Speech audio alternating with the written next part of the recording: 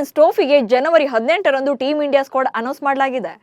ರೋಹಿತ್ ಶರ್ಮಾ ಕ್ಯಾಪ್ಟನ್ಸಿಯಲ್ಲಿ 15 ಜನರ ತಂಡ ಅಖಾಡಕ್ಕೆ ರೆಡಿಯಾಗಿದೆ. ಬಟ್ ತಂಡ ಪ್ರಕಟ ಆದ್ಮೇಲೆ ಸಾಕಷ್ಟು ಅಸಮಾಧಾನಗಳು ಕೂಡ ಕೇಳಿ ಬರ್ತಾ ಇವೆ. ಈ ಟೀಮ್ ಇಟ್ಕೊಂಡು ಆಡಿದ್ರೆ ಟ್ರೋಫಿ ಗೆದ್ದಂಗೆ ಅಂತ ಕೆಲ ಮಾಜಿ ಕ್ರಿಕೆಟಿಗರು ಹಾಗೆ ಫ್ಯಾನ್ಸ್ ಲೇವಡಿ ಮಾಡಿದ್ದಾರೆ. ಕೆಲವರ ಆಯ್ಕೆ ಬಗ್ಗೆ ಹಾಗೆ ಇನ್ನೂ ಕೆಲವರು ಅದ್ಭುತ ಪ್ರದರ್ಶನ ನೀಡಿದ್ರು ಕೂಡ ಅವರನ್ನ ಕೈ ಬಿಟ್ಟಿರೋ ಬಗ್ಗೆ ಪ್ರಶ್ನೆಗಳನ್ನ ಮಾಡಿದ್ದಾರೆ. ಹಾಗಾದ್ರೆ ಚಾಂಪಿಯನ್ಸ್ ಟ್ರೋಫಿಗೆ ಸೆಲೆಕ್ಟ್ ಆಗಿರುವಂತ ಟೀಮ್ನ ಪ್ಲಸ್ ಅಂಡ್ ಮೈನಸ್ ಏನು? ಫಾರ್ಮ್ ನಲ್ಲಿ ಇಲ್ಲದಿರೋ ಆಟಗಾರರೇ ಸಮಸ್ಯೆ ಆಗ್ತಾರಾ? ಇಂಜುರಿ ಸಮಸ್ಯೆ ಕಾಡುತ್ತಾ? ಸಿರಾಜ್ರನ್ನ ಕೈ ಬಿಟ್ಟಿದ್ಯಾಕೆ? ಈ ಬಗೆಗಿನ ಇಂಟ್ರೆಸ್ಟಿಂಗ್ ವಿಚಾರಗಳನ್ನ ಈ ವಿಡಿಯೋದಲ್ಲಿ ಹೇಳ್ತೇನೆ.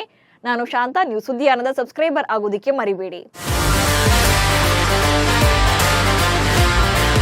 2025ರ ಚಾಂಪಿಯನ್ಸ್ ಟ್ರೋಫಿ ಫೈಟ್ಗೆ ಇನ್ನೊಂದು ತಿಂಗಳು ಕೂಡ ಬಾಕಿ ಇಲ್ಲ. ಫೆಬ್ರವರಿ 19ರಿಂದ ಶುರುವಾಗಲಿರುವಂತ ಜಿದ್ದಿಗೆ ಈಗಾಗಲೇ ಟೀಮ್ಗಳನ್ನೆಲ್ಲ ಅನೌನ್ಸ್ ಮಾಡಲಾಗಿದೆ. ಭಾರತ ಕೂಡ ರೋಹಿತ್ ಶರ್ಮಾ ಕ್ಯಾಪ್ಟನ್ಸಿಯಲ್ಲಿ ಹಾಗೆ ಶುಭ್ಮನ್ ಗಿಲ್ ವೈಸ್ ಕ್ಯಾಪ್ಟನ್ಸಿಯಲ್ಲಿ ರೆಡಿಯಾಗಿದೆ. ಭಾರತ ಕಳೆದ ವರ್ಷ T20 ವಿಶ್ವಕಪ್ ಗೆಲ್ಲುವ ಮೂಲಕ ಈ ವರ್ಷ ಕೂಡ ಚಾಂಪಿಯನ್ಸ್ ಟ್ರೋಫಿ ಗೆಲ್ಲುವಂತ ಹಾಟ್ ಫೇವರೇಟ್ ಟೀಮ್ ಎನಿಸಿಕೊಂಡಿದೆ. ಬಟ್ ವಿಶ್ವಕಪ್ ಟೈಮಲ್ಲಿ ಇದ್ದಂತ ಭಾರತ ತಂಡಕ್ಕೂ ಈಗಿರೋ ಟೀಮ್ಗೂ ಕೂಡ ಸಾಕಷ್ಟು ವ್ಯತ್ಯಾಸಗಳಿವೆ. ಅದು ಏನು ಅನ್ನೋದನ್ನ ಹೇಳ್ತೇನೆ ನೋಡಿ. ಸತತ 2 ಟೆಸ್ಟ್ ಸರಣಿಗಳನ್ನ ಸೋತಿರುವ ಟೀಂ ಇಂಡಿಯಾ. ತವರಿನಲ್ಲಿ ನಡೆದಿದ್ದಂತ ನ್ಯೂಜಿಲೆಂಡ್ ವಿರುದ್ಧದ ಟೆಸ್ಟ್ ಸರಣಿಯಲ್ಲಿ ಭಾರತ 3-3 ಪಂದ್ಯಗಳನ್ನು ಸೋತಿತ್ತು. ಅದಾದ ಬಳಿಕ ಬಾರ್ಡರ್ ಗವಾಸ್ಕರ್ ಟೆಸ್ಟ್ ಸರಣಿಗಾಗಿ ಆಸ್ಟ್ರೇಲಿಯಾಗೆ ಹೋಗಿದ್ದಂತ ಭಾರತ ಅಲ್ಲೂ ಕೂಡ ಸೋತು ವಾಪಸ್ಸಾಗಿತ್ತು. ಸದ್ಯ ಚಾಂಪಿಯನ್ಸ್ ಟ್ರೋಫಿಗೂ ಕೂಡ ಆಸೀಸ್ ಟೆಸ್ಟ್ ಸರಣಿಗೆ ಸೆಲೆಕ್ಟ್ ಆಗಿದ್ದವರೇ ಕೂಡ ಬಹುತೇಕ ಅವರೇ ಇದ್ದಾರೆ. ಸೊ ಇದೇ ಈಗ ಹಲವರ ಅಸಮಾಧಾನಕ್ಕೆ ಕಾರಣ ಕೂಡ ಆಗಿದೆ. ರೋಹಿತ್ ಶರ್ಮಾ ಮತ್ತು ವಿರಾಟ್ ಕೊಹ್ಲಿ ಫಾರ್ಮ್ನಲ್ಲಿಲ್ಲ. ಈಗ ಚಾಂಪಿಯನ್ಸ್ ಟ್ರೋಫಿಯಲ್ಲೂ ಕೂಡ ಇದೇ ಕಂಟಿನ್ಯೂ ಆದ್ರೆ ಏನ್ ಮಾಡ್ತೀರಾ? ಪದೇ ಅವರಿಗೆ ಚಾನ್ಸ್ ಕೊಡ್ತಿರೋದು ಯಾಕೆ ಅಂತ ಪ್ರಶ್ನೆ ಮಾಡಿದ್ದಾರೆ.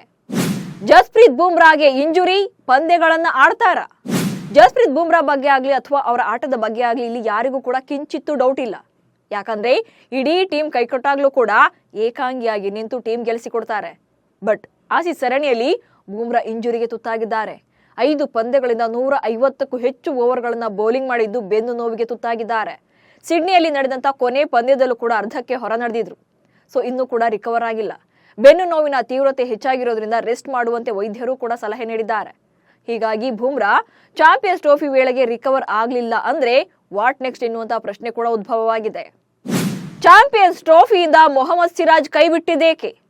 ಇನ್ನು DSP ಅಂತಾನೆ ಕರೆಸಿಕೊಳ್ಳುವಂತ ಮೊಹಮ್ಮದ್ ಸಿರಾಜ್ ಸದ್ಯ ಟೀಂ ಇಂಡಿಯಾದಲ್ಲಿ ಎಲ್ಲಾ ಫಾರ್ಮೆಟ್ ನಲ್ಲೂ ಕೂಡ BCCIನ ಫಸ್ಟ್ ಚಾಯ್ಸ್ ಆಗಿದ್ರು.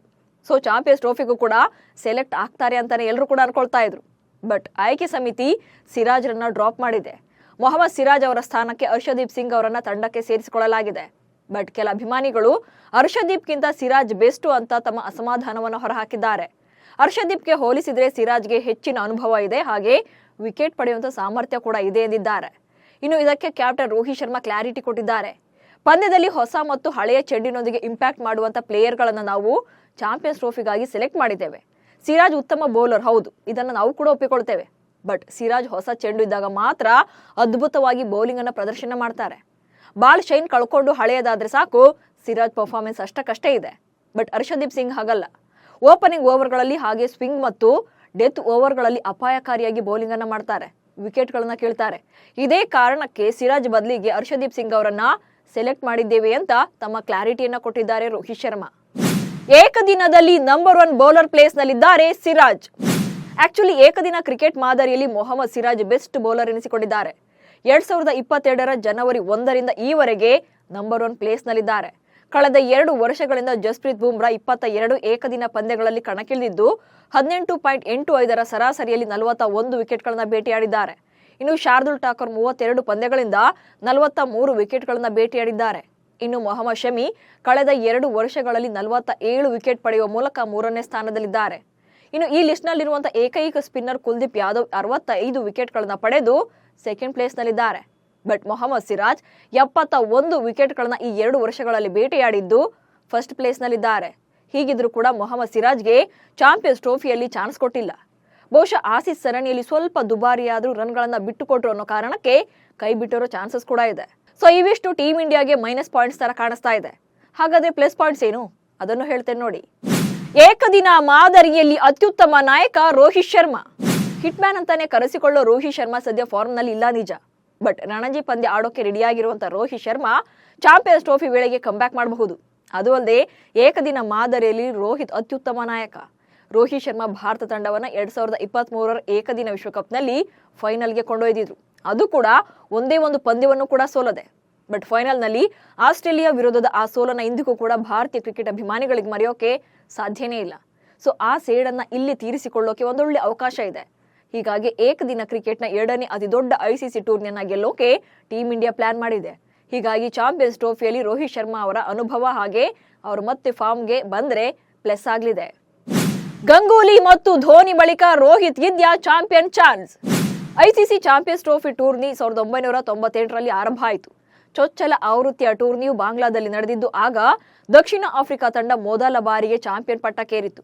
ಅಲ್ಲಿಂದ ಇಲ್ಲಿಯವರೆಗೆ ಟೂರ್ನಿಗಳಲ್ಲಿ ಭಾರತ ಸೌರವ್ ಗಂಗೂಲಿ ಮತ್ತು ಮಹೇಂದ್ರ ಸಿಂಗ್ ಧೋನಿ ನಾಯಕತ್ವದಲ್ಲಿ ಅಂದ್ರೆ 2 ಸಲ ಚಾಂಪಿಯನ್ ಆಗಿದೆ. 2002ರಲ್ಲಿ ಟೀಮ್ ಇಂಡಿಯಾ ಶ್ರೀಲಂಕಾದೊಂದಿಗೆ ಜಂಟಿಯಾಗಿ ಗೆದ್ದು ಬೀಗಿತ್ತು. ಆಗ ಗಂಗೂಲಿ ಟೀಮ್ ಇಂಡಿಯಾ ಕ್ಯಾಪ್ಟನ್ ಆಗಿದ್ರು. ಇನ್ನು 2013ರಲ್ಲಿ ಮಹೇಂದ್ರ ಸಿಂಗ್ ಧೋನಿ ಇಂಗ್ಲೆಂಡ್ ತಂಡವನ್ನ ಸೋಲಿಸಿ ಭಾರತಕ್ಕೆ ಚಾಂಪಿಯನ್ ಪಟ್ಟಕ್ಕೇರಿಸಿದ್ರು. ಇದೀಗ ರೋಹಿತ್ ಶರ್ಮಾಗೆ ಈ ಚಾನ್ಸ್ ಸಿಗೋ ಸಾಧ್ಯತೆ ಇದೆ. ಅವರೇ ಕ್ಯಾಪ್ಟನ್ ಆಗಿದ್ದು ಟ್ರೋಫಿ ಗೆಲ್ಲೋ ಫೇವರೇಟ್ ಟೀಮ್ ಕೂಡ ಎನಿಸಿಕೊಂಡಿದೆ. ಚಾಂಪಿಯನ್ಸ್ ಟ್ರೋಫಿಗೆ ಹೇಗಿರುತ್ತೆ ಪ್ಲೇಯಿಂಗ್ 11? ಇನ್ನು 15 ಸದಸ್ಯರ ಟೀಮ್ ಇಂಡಿಯಾದಲ್ಲಿ ಯಶಸ್ವಿ ಜೈಸ್ವಾಲ್ ಇದೇ ಮೊದಲ ಬಾರಿಗೆ ಭಾರತ ಏಕದಿನ ತಂಡಕ್ಕೆ ಆಯ್ಕೆಯಾಗಿದ್ದಾರೆ. ಬಟ್ ಪ್ಲೇಯಿಂಗ್ 11ನಲ್ಲಿ ಚಾನ್ಸ್ ಪಡೆಯುತ್ತಾರಾ ಅನ್ನೋದನ್ನ ಕಾದು ನೋಡ್ಬೇಕಷ್ಟೇ. ಯಾಕಂದ್ರೆ ಕ್ಯಾಪ್ಟನ್ ರೋಹಿತ್ ಶರ್ಮಾ ಹಾಗೆ ವೈಸ್ ಕ್ಯಾಪ್ಟನ್ ಆಗಿರುವಂತಹ ಶುಭ್ಮನ್ ಗಿಲ್ ಇನ್ನಿಂಗ್ಸ್ ಅನ್ನು ಆರಂಭ ಮಾಡಬಹುದು. ಇನ್ನು ವಿರಾಟ್ ಕೊಹ್ಲಿ 3ನೇ ಕ್ರಮಾಂಕದಲ್ಲಿ ಬ್ಯಾಟಿಂಗ್ಗೆ ಬರಬಹುದು. 2023ರ ಏಕದಿನ ವಿಶ್ವಕಪ್ ತಂಡದಂತೆಯೇ ಮಧ್ಯಮ ಕ್ರಮಾಂಕದಲ್ಲಿ ಶ್ರೇಯಸ್ ಅಯ್ಯರ್ ಮತ್ತು KL ರಾಹುಲ್ ಅವರು ಸ್ಥಾನವನ್ನು ಪಡ್ಕೊಳ್ಬಹುದು. ಇನ್ನು ಆಲ್ರೌಂಡರ್ಗಳಾದಂತಹ ಹಾರ್ದಿಕ್ ಪಾಂಡ್ಯ, ರವೀಂದ್ರ ಜಡೇಜಾ ಮತ್ತು ಅಕ್ಷರ್ ಪಟೇಲ್ ಕೂಡ ತಂಡದಲ್ಲಿದ್ದಾರೆ. 15 ಸದಸ್ಯರ ತಂಡದಲ್ಲಿ KL ರಾಹುಲ್ ರನ್ನ ಬಿಟ್ರೆ ರಿಷಬ್ ಪಂತ್ ಮಾತ್ರವೇ ವಿಕೆಟ್ ಕೀಪರ್ ಆಗಿದ್ದಾರೆ. ಇನ್ನು ವಾಷಿಂಗ್ಟನ್ ಸುಂದರ್ ತಂಡದ 4ನೇ ಆಲ್ರೌಂಡರ್ ಆಗಿದ್ದಾರೆ.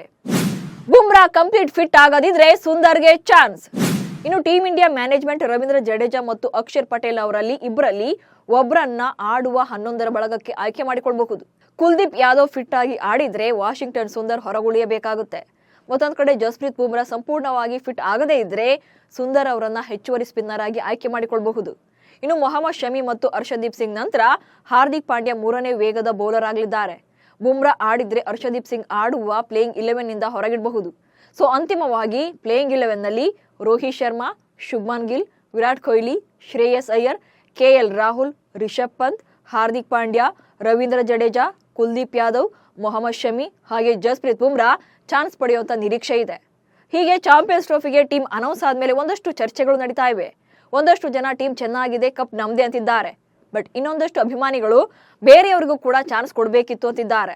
ಸ್ಟಾರ್ಡಮ್ ನೋಡ್ಕೊಂಡು ಆಯ್ಕೆ ಮಾಡಿದ್ದಾರೆ ಅಂತ ತಮ್ಮ ಬೇಸರವನ್ನು ಕೂಡ ಹೊರಹಾಕಿದ್ದಾರೆ. ಸೊ ನಿಮ್ಮ ಪ್ರಕಾರ ಚಾಂಪಿಯನ್ಸ್ ಟ್ರೋಫಿ ಟೀಮ್ ಹೇಗಿದೆ? ಬೇರೆಯವರಿಗೆ ಅವಕಾಶ ಕೊಡಬೇಕಿತ್ತಾ?